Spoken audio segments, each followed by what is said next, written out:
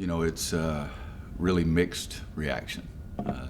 11:19 last night, got the text. The first is the sadness. There's no question he was a great, great man and a tremendous influence on so many people's lives, including mine. Still influencing the game of basketball today, but he influenced society even more so. But we were joking on the bus last night because Bryce Johnson pointed at Marcus, and people would think he was thanking the passer. And that's something that you still see in the WNBA, the NBA, and that came from Coach Smith, acknowledging your teammate. The funny thing is, the reason we were laughing last night is because Marcus missed a shot, and Bryce got the rebound and dunked it. And I said, "Are you thanking him for missing the shot?" kind of thing. I said, "I don't think Coach Smith ever did it like that." But the sadness of missing a mentor, a friend, a giant to me and to a lot of people, and yet he is in a better place. And this is something that this day we knew it was going to be here. Just didn't know when, and I'm so happy. I've said this, and Kenny Smith sent me a text, said almost the same thing. He said, as sad as we are, we have to feel blessed that he was a part of our lives.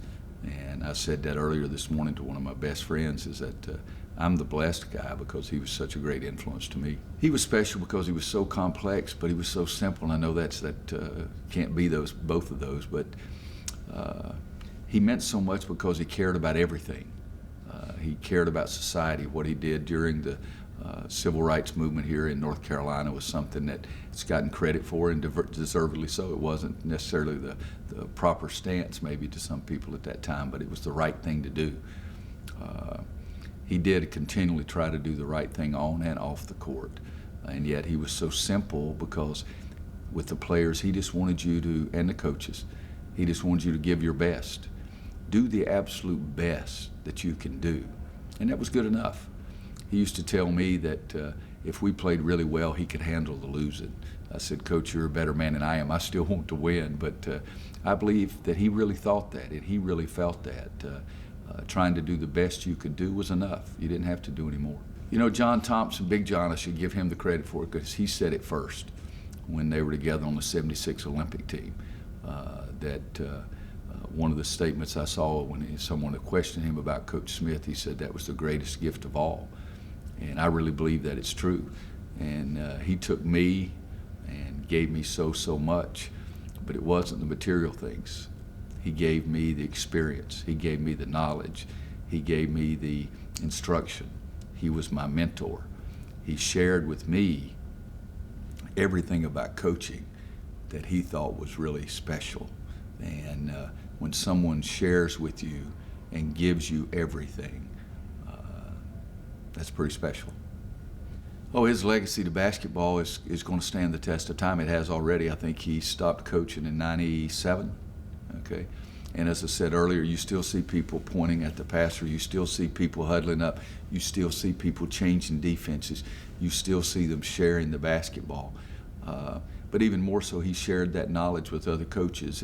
From Jimmy Calhoun to John Thompson to so many other people that would come to spend some time at North Carolina. Greg Popovich, that would come to spend some time at North Carolina with Coach Smith.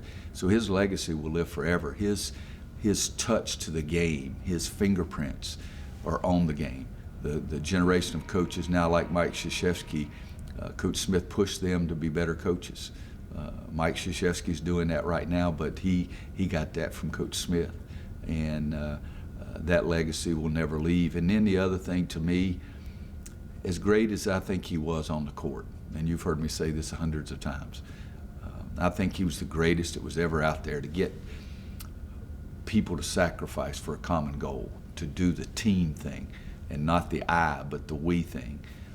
And they've all appreciated that so much that I believe that he's the best there's ever been on the court, but he got those people to understand you need to do that off the court. So the way he handled people and dealt with people off the court and cared about people off the court is still going to be the greatest touch that he had. Because one time I said, "Coach, you're almost loyal to a fault." He said, "You can't use those two words in the same sentence." I've never forgotten that. He cared about people more than any person I've ever known. It wasn't about the records. He wanted his team to succeed because he wanted them to realize that if you give everything, you can be rewarded. But he wanted them to handle the defeats as well. So to me, it's just his relationship with the former players and former coaches will be something that I can try every day, but I'll never be able to match that.